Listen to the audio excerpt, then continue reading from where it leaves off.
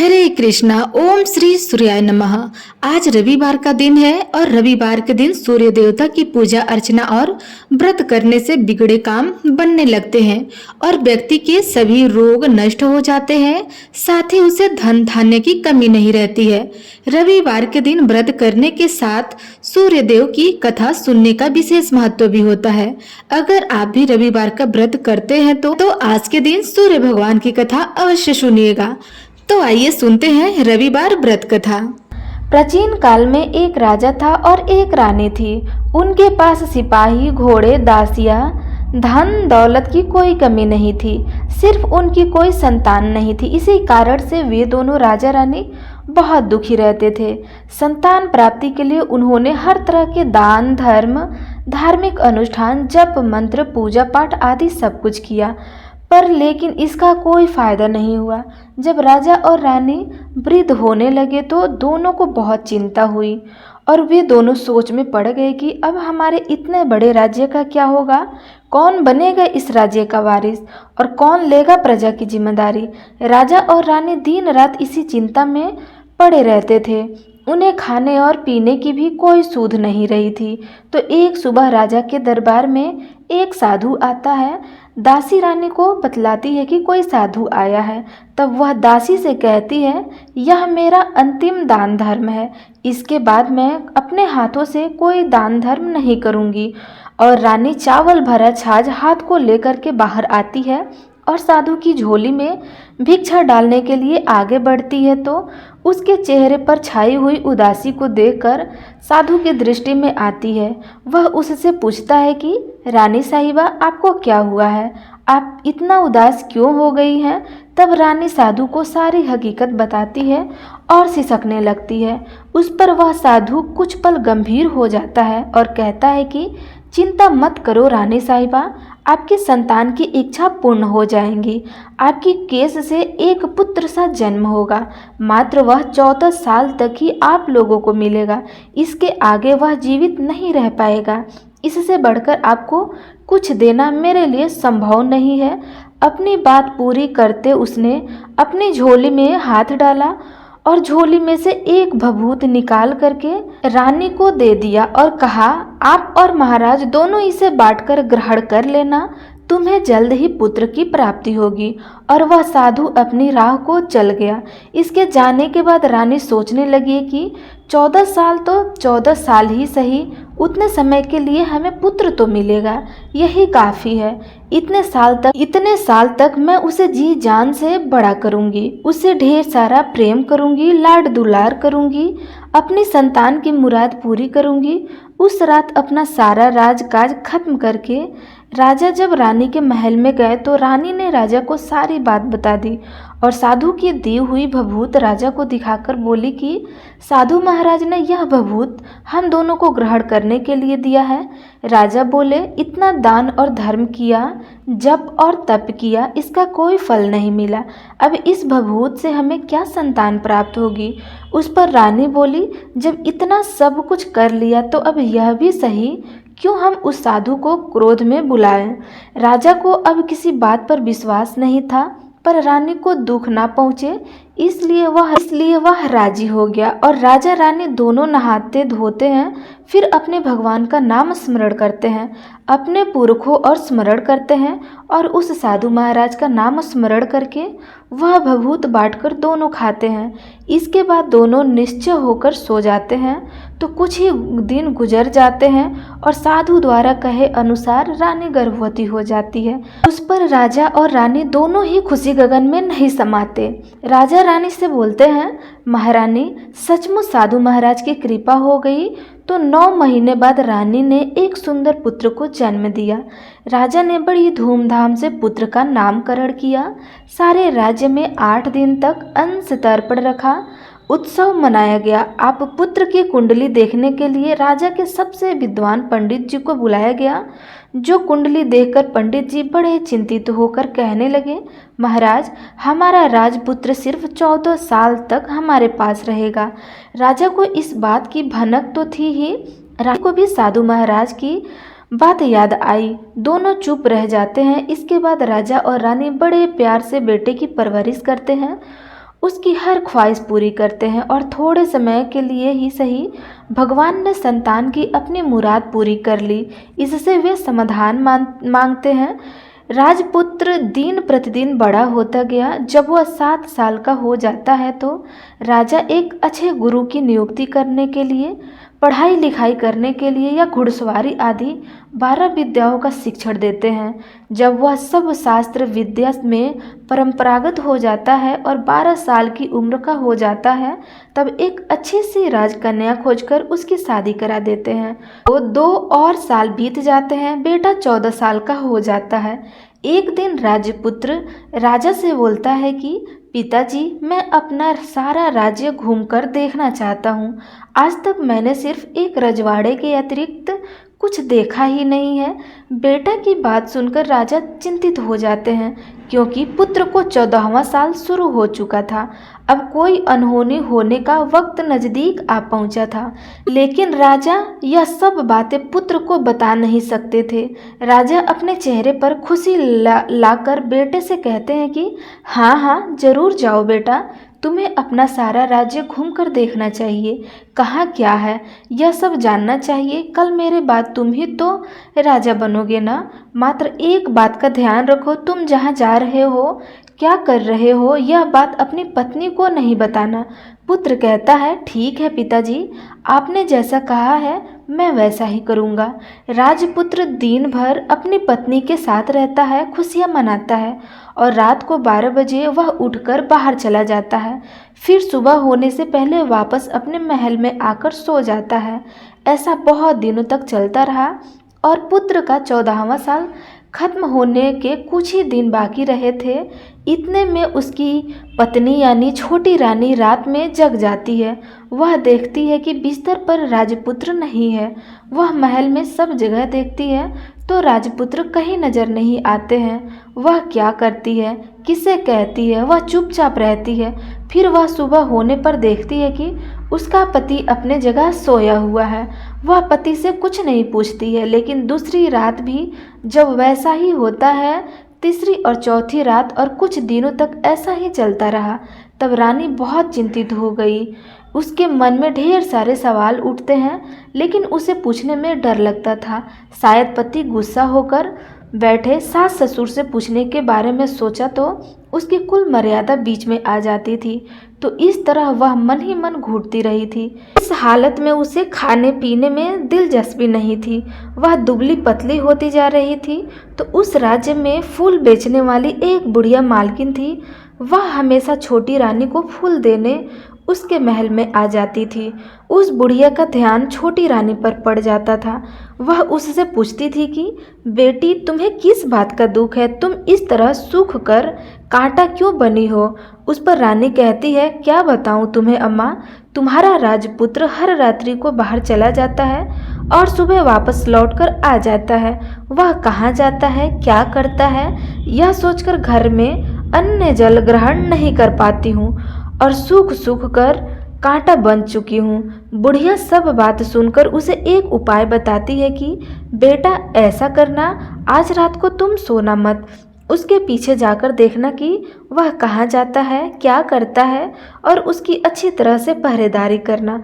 तो छोटी रानी बोली कि अगर मुझे नींद आ गई तो। बुढ़िया बोली कि तुम्हें नींद न आए इसलिए एक काम करना, अपने बाएं हाथ की उंगली में एक जख्म कर लेना, उस पर थोड़ी सी मिर्ची छिड़क कर, उसे तुम्हें बड़ी जलन होगी और उसे पीड़ा से तुम्हें रात भर नींद नहीं आएगी। रानी बुढ़िया के कहे अनुसार करती रही। उंगली की जलन से उसे बड़ी देर तक नींद नहीं आई, लेकिन बाद में वह सो जाती है। दूसरे दिन सुबह बुढ़िया फूल लेकर उसके महल में पहुंची तो वह पूछती है कि क्या हुआ बेटी, क्या तुम देख पाए कि पति कहाँ जाते हैं। तब रानी कहती है, नहीं अम्मा, पहले कुछ समय जलन के कारण मुझे नींद नहीं आई, पर कुछ देर के पश्चात मैं सो गई। तब बुढ़िया कहती है, कोई बात नहीं, आज तुम उंगली पर पहले से थोड़ा बड़ा जख्म करना और ज़्यादा मिर्च लगाना। तो रानी ने वैसा ही किया, परंतु वह सिर्फ पति को बाहर निकलते हुए देख पाती थी, इसके पीछे नहीं जान सकती, क्योंकि उसे फिर से नींद आ जाती थी। दूसरे दिन सुबह बुढ़िया आती है तो उसके पूछने से पहले ही रानी रोकर कहती है, अम्मा, मैं आज भी उसकी पहरेदारी ठीक तरह से नहीं कर पाई। तब बुढ़िया कहती है, रोना नहीं बेटी, सब कुछ ठीक हो जाएगा। तुम आज रात जख्म को बड़ा करना, उस पर ज्यादा मिर्च लगाना और एक काम करना कि जब वह जाने के लिए निकलता है तब उसका रास्ता रोकना। बुढ़िया ने जैसा बताया रानी ने वैसा ही किया। आज रात उसे नींद आज नहीं आई। पति जब रात को महल से निकलने के लिए चलने लगा तो वह बुढ़िया ने जैसा बताया वैसा ही करती है। दौड़कर जाकर पति का रास्ता रोकती है और कहती है, कहाँ जा रहे हो, किससे मिलने जा रहे हो, मुझे बताओ। राजपुत्र उसे समझाने की बहुत कोशिश करते हैं। देखो, अगर मैंने तुम्हें यह बता दिया तो मैं तुम्हें दोबारा नहीं मिल पाऊंगा। रानी कहती है, कोई बात नहीं, ना मिल पाओ, लेकिन आप रात के समय कहाँ जाते हो यह मुझे बता दो। राजपुत्र निरुपाय हो जाता है। पत्नी की जिद के आगे उसकी एक नहीं चल पाती। ठीक उसी समय उसका 14वां साल खत्म हो जाता है। 15वां साल लगने वाला होता है। वह जो जाने दो यह सोचता है और कुछ चावल मंत्रों से सिद्ध करके पत्नी को देखकर कहता है कि इन चावल के दानों को हाथ की मुट्ठी में पकड़ना, पहले दाएं हाथ में पकड़ो, चावल मेरे ऊपर फेंकना, मैं कौन हूँ तुम्हें पता चल जाएगा। बाद में बाएं हाथ में पकड़े चावल मेरे ऊपर फेंकना, मैं जैसा था तुम्हें मिल जाऊंगा। लेकिन यदि तुम बाएं हाथ के चावल मेरे ऊपर फेंकना भूल गई तो मैं तुम्हें कभी नहीं मिल पाऊंगा। रानी ने कहा, नहीं भूलूंगी। रानी बड़े आत्मविश्वास के साथ यह कहकर दाएं हाथ में पकड़े चावल पति के ऊपर फेंक देती है तो राजपुत्र एकदम एक विशाल घोड़ा बन जाता है। एकदम उम्दा सफेद गर्दन पर लंबी आहार देखते देखते वह तेजी से दौड़ने लगता है। रानी उस घोड़े को एकदम भौचक्की होकर देखने लगती है और पति ने बाएं हाथ में चावल फेंकने की जो बात कही थी वह भूल जाती है। उसकी आंखों के सामने घोड़ा महल से बाहर निकलकर चला जाता है। घोड़ा जो महल से बाहर जाता है तो वापस नहीं आता है। अब रानी को बड़ा पश्चाताप हुआ। वह स्वयं को कोसने लगी, लेकिन अब उसका कोई फायदा नहीं होने वाला था। राजपुत्र अब वापस नहीं आने वाला था। सुबह होते ही महाराज को सब बात पता चल गई। उन्हें बहुत दुख होता है। वे बिस्तर पकड़ते हैं और राह देखते हैं कि एक दिन उनका बेटा वापस आ जाएगा। इस तरह 1 महीना गुजरता है, 3 महीने गुजरते हैं, आखिर में 6 महीने पूरे हो जाते हैं और राजपुत्र का कोई आता पता नहीं चलता। प्रधान राजपुत्र को ढूंढने के लिए राजा के गांव-गांव सिपाही भेजते हैं, लेकिन उन्हें कोई सफलता नहीं मिलती। इधर रानी अपनी हठ के कारण पति गायब हो गया है यह सोचकर स्वयं को मन ही मन कोसती है और प्रण लेती है कि कुछ भी करके पति को ढूंढ कर लाएंगी और उसे वापस लेकर आएंगी। एक दिन सुबह उठकर ससुर के महल में जाती है और कहती है कि मैं अपने पति को खोजने जा रही हूँ। महाराज को और क्या चाहिए था, कुछ भी करके उनका बेटा उन्हें वापस मिलना चाहिए था। वे बहू को जाने की अनुमति देकर कहते हैं, बेटी तुम्हें जो चाहे वह करो, जहाँ जाना है वहाँ जाओ, लेकिन हमारे बेटे को वापस लेकर आओ। अब रानी अपना शाही भेष बदलकर एक सेठानी बन जाती है। कुछ दासियों को, कुछ नौकरों को साथ ले लेती है, कुछ सम्मान साथ ले लेती है और राजा की सीमा पर जाकर वहाँ एक भोजनालय खोल देती है। वहाँ आने वाले सब यात्रियों को खाना मुफ्त में देने लगती है। मात्र एक शर्त रखती है कि खाने वाले को उसकी देखी हुई कोई अजीब चीज़ उसकी मालकिन को यानी राजकन्या को बतानी पड़ेगी। तो वहाँ आने वाले हर नागरिक अपनी तरफ से मैंने यह देखा कहकर वहाँ से मुक्त खाना खाकर जाते थे। परंतु रानी को जो बात चाहिए थी वह अब तक नहीं मिल पाई थी। ऐसे ही कुछ दिन बीत गए तो रानी के महल में फूल लेकर जाने वाली बुढ़िया के एक बेटा और बहू थे। उनका एक छोटा बेटा था, यानी बुढ़िया का एक पोता था। तो बेटा और बहू सुबह काम के लिए निकलते थे तो पोते को संभालने की जिम्मेदारी बुढ़िया पर रहती थी। दिन भर पोते को संभालती थी। एक दिन बुढ़िया को पान खाने की आदत थी तो पान लगाने के लिए चूना चाहिए था। वह उसे तैयार करने के लिए सीपियाँ लेकर आई। इन सीपियों को भूनने के लिए गोबर के कंडे चाहिए थे। कंडे इकट्ठा करने के लिए वह बांस की टोकरी लेकर चरवाहे के मैदान में गई। वहाँ बहुत सारे कंडे थे। उन्हें जमा करते करते उसे घर आने में अंधेर हो गया। इस ओर शाम होते ही काम से वापस आकर बेटा और बहू घर पहुँचते हैं तो देखा कि बच्चा घर पर अकेला है और रो रहा है। वे दोनों गुस्से से लाल पीले हो गए। इतने में बुढ़िया घर आ पहुंची। बेटे ने पूछा, पोते को घर अकेला छोड़कर कहाँ गई थी? तब बुढ़िया बताने लगी कि मैं गोबर के कंडे इकट्ठा करने गई थी। इस पर बेटा बोला, दोबारा बच्ची को अकेला घर छोड़कर यदि कहीं गई तो मैं तुम्हें बहुत पीटूंगा। तब बुढ़िया कहने लगी, नहीं बेटा, फिर कभी ऐसा नहीं करूंगी। लेकिन दूसरे ही दिन बुढ़िया यह बात भूल गई और फिर चरवाहे के मैदान पर कंडे इकट्ठा करने के लिए चली गई। शाम को जब बेटा और बहू काम से वापस लौटे तो देखा कि बच्चा घर पर अकेला है और रो रहा है। अब उसके बेटे की सनसनी खत्म होने लगी और बुढ़िया के वापस आने पर उसे घर से निकाल दिया। बुढ़िया रात भर घर के बाहर अंधेरे में बैठी रही और सुबह होते ही हाथ में टोकरी लेकर कंडे इकट्ठा करने के लिए निकल गई। उस दिन उस पर कंडे इकट्ठा करने का मानो पागलपन सवार हो गया था। कंडे इकट्ठा करते करते जब अंधेरा हो गया उसे मालूम ही नहीं चला। उससे जब ध्यान आया तो गांव का रास्ता भी ठीक तरह से दिखाई नहीं दे रहा था। वह अंधेरे में आंखें फाड़कर देखती देखती किसी तरह आगे निकल पड़ी तो एक कपिला गाय छन छन की आवाज़ करती गली की घंटी बजाते ठुमक कर उस मैदान पर आ गई। उसे देखकर बुढ़िया सोचने लगी कि इस गाय के पीछे पीछे जाऊंगी तो गांव तक पहुंच जाऊंगी। तब बुढ़िया उसके पीछे पीछे जाने लगी। वह गाय उस मैदान से लेकर एक एक करके 6 मैदान पार करती गई। आखिर में वह 7वें मैदान तक पहुंची ही थी तो क्या होता है कि उस मैदान पर एक बड़ा सा पत्थर है। गाय जाकर उस पत्थर को अपना सींग मारती है। जब गाय ने सींग मारा तो वह पत्थर दूर हट गया और पताल से नीचे जाने की सीढ़ियाँ दिखाई देने लगी। तब वह गाय उन सीढ़ियों से नीचे जाने लगी। बुढ़िया अब वह देख रही थी और झट से जाके गाय की पूंछ को पकड़ लिया। वह गाय के साथ नीचे पताल में पहुंच गई और तुरंत ही गाय की पूंछ छोड़ दी और इधर उधर देखने लगी। उसने देखा कि वहाँ दीप और दिए जलते हैं और तेज रोशनी गाय के ऊपर पड़ती है और वहाँ उद्धत घटनाएं घटने लगती है। गाय के नीचे जाते ही उसके गले में अपने आप साल पड़ गई और छम छम करके कोई दूध आड़ी में गाय का दूध दूहने लगा।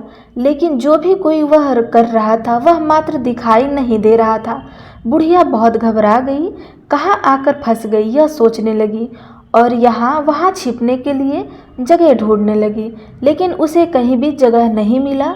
हर जगह उजाला ही उजाला था। वह एक कोने में खड़ी हो गई और कुछ सामने हो रहा था उसे चुपचाप देखने लगी। उसने देखा कि वहाँ एक उम्दा सफ़ेद घोड़ा और 2 कुंडे थे। उसमें से एक कुंड में उस घोड़े ने छलांग लगाई और ऊपर आ गया और उस घोड़े को अब राजपुत्र का रूप प्राप्त हो गया। उसने दूसरे कुंड के पानी में स्नान किया। वहाँ रखे एक नए कपड़े पहने और नज़दीक की एक सुंदर पलंग था उस पर आकर बैठ गया। उसके सामने अपने आप 5 पकवान की थाली आ गई, दूध की एक प्याली भी आ गई, 5 सुपारी आ गई। उसके सामने एक दिया जलता रहा और राजपुत्र ने खाना खा लिया, पानी पी लिया, 5 सुपारी खाई और बिस्तर पर लेट जाने से पहले सूर्यदेव का स्मरण करके सामने जलते हुए दिए से पूछा, हे दीपंकर, मेरे माता पिता क्या कर रहे हैं? दिया बताने लगा, वो तो बेटे के शोक में डूबे हैं। राजपाट कौन संभालेगा? तो उसने बोला कि राज्य प्रधान संभालेंगे। उसने पूछा कि मेरी पत्नी क्या कर रही है? तो दिए ने बोला कि उसने चौराहे पर भोजनालय शुरू कर दिया है और आते जाते लोगों से वह नई खबर के बारे में पूछती रहती है। दिए के यूं कहते ही राजपुत्र कहने लगा कि ठीक है। उसके बाद वह सो गया। बुढ़िया कोने में खड़ी हुई सब देख रही थी। ऐसी अद्भुत घटना उसने जिंदगी में पहली बार देखी थी। उसके अंदर ही अंदर चिलबुलाहट होने लगी। वह अपनी भूख प्यास भूल गई और आगे क्या होता है कि उसे उत्सुकता से देखने लगी। लेकिन उसके बाद और कुछ घटनाएं नहीं घटती। रात गुजर गई और सुबह हो गई। पलंग पर सोया हुआ राजपुत्र उठा और फिर से पहले वाले कुंड में छलांग लगाई और वह फिर से घोड़ा बनकर कुंड से बाहर आ गया। वह तेजी से उस पाताल नगरी के बाहर निकल गया, लेकिन वह कहाँ गया बुढ़िया को कुछ पता नहीं चला। इसके बाद पिछली रात की तरह कोई उस गाय को छम छम करके दूध दूहने लगा। जैसे ही दूध दूहने खत्म हुआ, उसके गले की साल अपने आप खुल गई और वह गाय तेजी से ऊपर जाने लगी, सीढ़ियों की ओर भागने लगी। गाय को दौड़ता देख बुढ़िया सोचने लगी कि अब गाय के साथ यहाँ से ऊपर जाना की समझदारी करती हूँ, नहीं तो कोई मुसीबत आकर उसके ऊपर टपक जाएगी। झट से उसके गाय की पूंछ पकड़ ली और गाय के साथ ऊपर आ गई। गाय जब मैदान में पहुंची तो उस सुरंग का रास्ता अपने आप बंद हो गया और उसके मुंह पर एक बड़ा सा पत्थर पहले की तरह खड़ा हो गया। ऊपर आकर वह गाय जंगल की ओर निकल गई। इधर बुढ़िया एक कदम बावली हो गई थी। उसने पाताल नगरी में जो कुछ देखा वह जल्द से जल्द किसी को बताने के लिए उतावली हो गई थी। उसे एकदम याद आया कि नगर की सीमा पर कोई औरत भोजनालय चलाती है और नई बात बताने वाले को अच्छा खाना पीना मुफ्त में देती है। वह सोचने लगी कि क्यों न मैं उसे बात कहूँ, उस औरत को जाकर बताऊँ। यदि उसे यह बात पसंद आई तो बाकी जीवन खाने पीने की झंझट से मुक्ति मिल जाएगी। तब बुढ़िया ने मन में तय किया और तुरंत उस भोजनालय के द्वार पर टंगी नगाड़े के सामने खड़ी हो गई और जोर जोर से नगाड़ा बजाकर शुरू कर दिया। नगाड़े का इस तरह शोर सुनकर मालकिन यानी छोटी रानी मन में प्रसन्न हो गई कि शायद कोई बड़ी बात लेकर यहाँ आया हुआ है। रानी ने सिपाही को आदेश देते हुए कहा, जाइए और कोई आया है उसकी अच्छी तरह से खातिरदारी कीजिए। आदेश पाते ही सिपाही नीचे दौड़ गए तो एक बुढ़िया नगाड़ा बजा रही थी। उसने पूछा, क्यों नहीं बुढ़िया, क्या हुआ, क्यों नगाड़ा बजा रही हो? मुझे बोली, कुछ नहीं बेटा, यह खाना मिलता है ना, इसलिए आई हूँ। खाना चाहिए? मिलेगा, लेकिन तुझे कोई नई बात बतानी पड़ेगी। हाँ बताऊंगी, एक बात मालूम है मुझे। इस पर सिपाही उसे अंदर लेकर गए। उसको मालकिन का आदेश था कि जो कोई बुढ़िया या बूढ़ा बुजुर्ग वहाँ आए उसके साथ अच्छी तरह से पेश आना, उनका अच्छे से आदर सत्कार करना। तो सिपाही ने उस बुढ़िया का भरपूर आदर सत्कार किया। यह उसे बड़ी सिद्ध थाली भरकर व्यंजन परोसते थे। बुढ़िया कुछ दिनों में भूखी थी, वह खाने पर टूट पड़ी। खाना खाने के बाद सिपाही ने उसे नई साड़ी पहनने की दी। उसके बाद उसे लेकर रानी के पास आए। बुढ़िया और रानी ने तुरंत एक दूसरे को पहचान लिया। तब रानी ने बुढ़िया से कहा कि अम्मा, अब बताओ तुमने क्या नई बात देखी है? नई बात मैंने कोई नई बात देखी है। बुढ़िया बोली, वह तो मेरे पास तुम्हें देने के लिए या कुछ खाने के लिए नहीं थे, इसलिए मैंने झूठ कहा और नगाड़ा बजाया। रानी ने कहा, अम्मा घबराना नहीं, मैं किसी को तुम्हारी बात नहीं बताऊंगी। फिर भी बुढ़िया ने कहा कि मेरे पास कोई नई बात नहीं है। इस पर रानी ने उससे कहा, देखो अम्मा, यदि तुमने मुझे वह नई बात बताई तो तुम्हें जिंदगी भर मैं तुम्हारी देखभाल करूंगी और तुम्हें रानी माता की तरह रखूंगी। अब बुढ़िया बताने को तैयार हो गई। उसने जो कुछ उस चराह वाले मैदान पर देखा था वह सब कुछ कुंवर रानी को बता दिया। बुढ़िया की वे बात सुनकर कुंवारिन को यकीन हो गया कि वह राजपुत्र उसी का पति है। वह तुरंत बुढ़िया से कहने लगी कि अब माँ मुझे उस जगह पर ले चलो। जब बुढ़िया बोली, नहीं बेटी, वह पाताल राज्य है, सांप है, यदि किसी ने तुम्हें देख लिया तो तुम्हारी जान खतरे में पड़ सकती है। लेकिन रानी उसकी एक भी नहीं सुनी, उसे उस जगह ले जाने के लिए हठ करने लगी। आखिर में बुढ़िया ने उसका कहना मान ही लिया और कहने लगी, ठीक है, मैं तुम्हें वहां लेकर जा सकती हूँ, पर आज नहीं लेकर जाऊंगी, कल लेकर जाऊंगी। तो दूसरे दिन दोपहर को रानी बुढ़िया के साथ उस मैदान पर गई और एक जगह छुपकर गाय के आने की राह देखने लगी। दिन ढलते ही अंधेरा गिरने लगा और गाय हमेशा की तरह वहां आ गई। मैदान के उस कोने में जाकर उनके पत्थर पर सींग मारा तो छत से पत्थर हटकर वहां सुरंग में जाने का रास्ता खुल गया। गाय उस रास्ते के नीचे उतरने लगी तो बुढ़िया रानी से कहने लगी, जल्दी आगे बढ़ो, हम गाय की पूंछ पकड़कर नीचे उतरेंगे। तो दोनों गाय की पूंछ पकड़कर नीचे उतर गई। बुढ़िया पहले जिस कोने में छिपी थी उस कोने में छिप गई। अब नीचे सब कुछ पहले जैसा घटित हो रहा था। गाय के गले में अपने आप साल पड़ गई। कोई अदृश्य रूप में उसका दूध दूहने लगा। एक सफेद उमड़े घोड़े ने आकर एक कुंड में छलांग लगाई तो राजपुत्र के रूप में ऊपर आया। वह राजपुत्र दूसरे कुंड में नहाने लगा। बाद में उसके सामने खाने की थाली आ गई, दूध की प्याली आ गई, पान बीड़ा आ गया। राजपुत्र सब ग्रहण करके सोने के लिए पलंग पर गया तो सोने से पहले सूर्यदेव का स्मरण करके वह दिए से पूछने लगा, दीपांकर, मेरे माता पिता क्या कर रहे हैं? तो दिया कुछ जवाब नहीं देता है, बल्कि वह बूझने लगता है। तब राजपुत्र को कुछ घटित हुआ है इसका संदेह हो गया।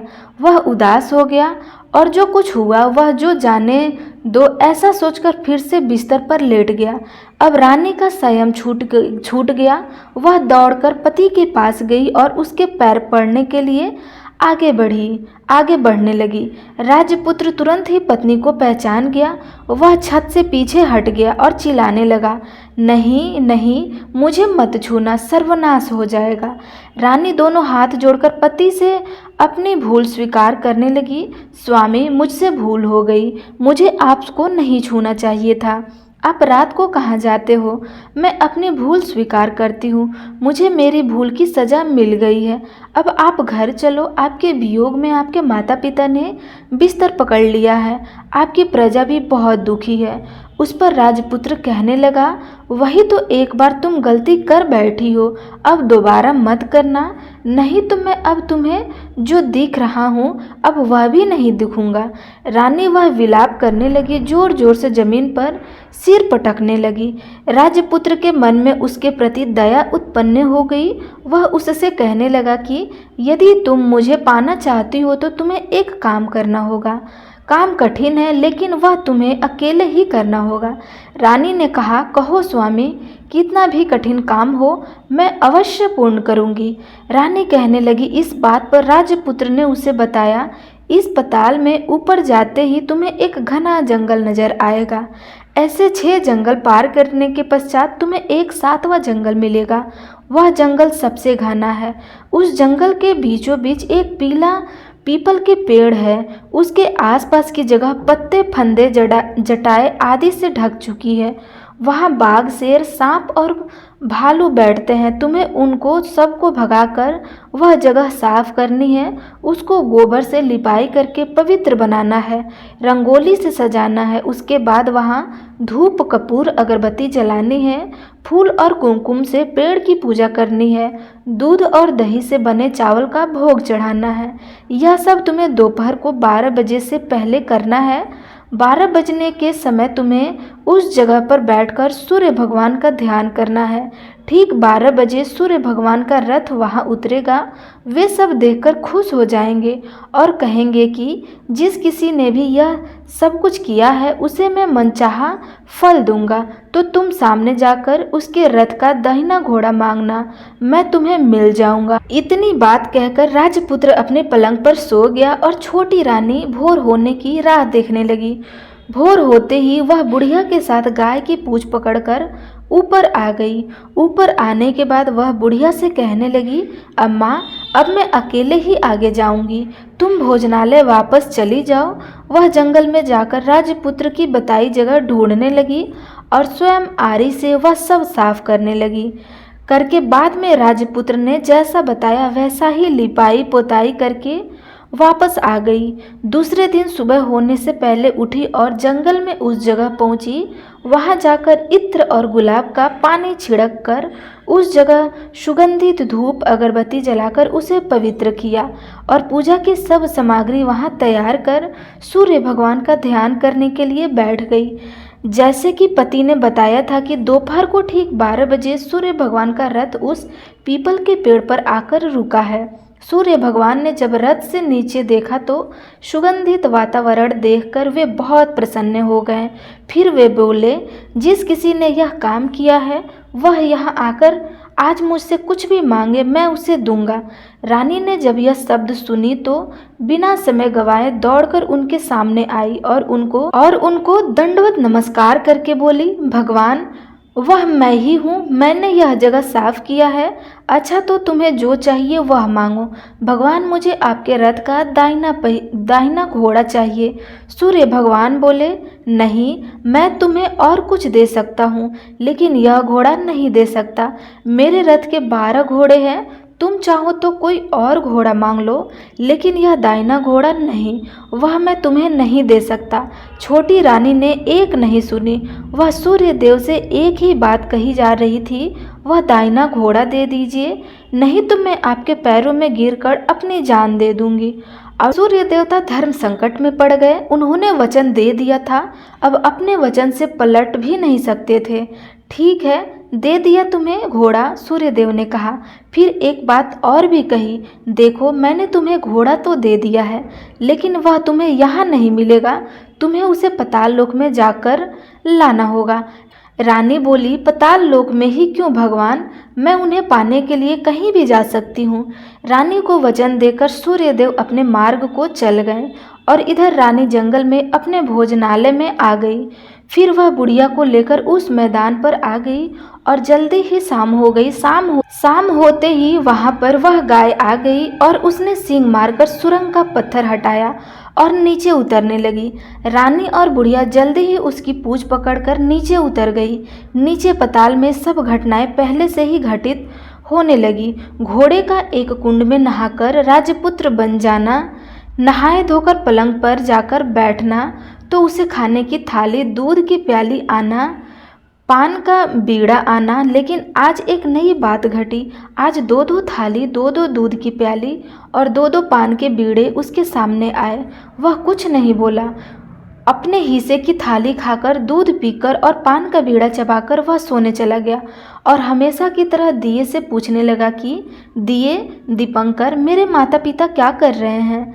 वे दोनों तुम्हारे शोक में मरने की स्थिति में पहुंच गए हैं। ऐसा झट से उसकी आंखों में आंसू टपकने लगा। फिर वह पूछने लगा कि दिए, दीपंकर, मेरा राज्य में कौन चला रहा है? तुम्हारा राज्य प्रधान चला रहा है और वह सब कुछ हड़प चुका है। वह प्रजा पर बहुत अत्याचार कर रहा है। यह सुनकर राजपुत्र को बहुत गुस्सा आया। वह गुस्से से अपनी मुट्ठी भेजने लगा। वह पूछने लगा कि दिए, दीपंकर, मेरी पत्नी क्या कर रही है? अब दिया कुछ बोल नहीं पा रहा और चुप रहा। अब रानी का संयम जवाब दे गया। वह दौड़कर पति के गले लग गई। अब मैं तुम्हें मिल गया। राजपुत्र कहने लगा, सच कहते हो, अब आप फिर से घोड़ा तो नहीं बनोगे ना? नहीं, दोबारा घोड़ा नहीं बनूंगा। तुमने जो इतने सारे कष्ट उठाए हैं मुझे पाने के लिए, इसलिए सूर्यदेव ने मुझे सदा के लिए घोड़े के जन्म से मुक्त कर दिया है। राजपुत्र ने बड़े प्यार से कहा और उसे गले लगाया, उसके आंसू पोंछे और कुछ देर के पश्चात सुबह हो गई तो गाय की श्रृंखला टूटकर वह ऊपर भूलोक जाने के लिए। तब रानी, राजपुत्र और बुढ़िया उसकी पूंछ पकड़कर ऊपर आ गए। ऊपर आने पर वे सीधे भोजनालय में पहुंचे। वहां का सब सामान लोगों में बांट दिया और उन पर ताला लगाकर अपने राज्य में लौट गए। राजपुत्र वापस आता और उसके तेवर देखकर प्रधान घबरा जाता है। राजपुत्र ने उसे बंदी बनाकर कैद खाने में डाल दिया और राज्य की बागडोर अपने हाथों में ले लिया। इसके बाद वह अपने माता पिता को मिलने उसके महल में गया। तब राजपुत्र क्या देखता है कि उसके माता पिता उसके शोक में अस्थिया पंजर बने हुए हैं। पुत्र को वापस आया देखकर मरड़ासन राजा रानी की आंखें से टप टप आंसू बहने लगे। इन दोनों ने पुत्र को गले लगा लिया, उसे प्यार से सहलाया और इतना होने के बाद उसकी सेहत में एकदम सुधार आने लगा।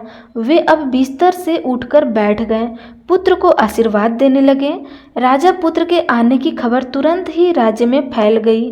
प्रजा खुशी से फूल नहीं समाई। प्रजाजन राजमहल के सामने इकट्ठा हो गए। राजपुत्र ने भी उन्हें दर्शन दिए और आज से उन्हें कोई दुख नहीं पहुंचाएगा, ऐसा वचन भी दिया। अब राजा अपने पुत्र का राज्य अभिषेक करके उसे सिंहासन पर बिठा दिया और बहू को महारानी का दर्जा दे दिया और स्वयं अपने पति के साथ ईश्वर के स्मरण करते खुशी से दिन बिताते गए। महाराज बन गया। राजपुत्र अपनी तरह से राज्य चलाने लगा और पति पत्नी अपने सुख शांति से जीवन व्यतीत करने लगे। उस बुढ़िया को रानी ने अपने ही पास रख लिया और उनकी अच्छी तरह से देखभाल करने लगी। बुढ़िया और उसके बुढ़ापे के दिन खुशी से गुजरने लगे। तो आप सब प्रेम से बोलिए सूर्य नारायण भगवान की जय।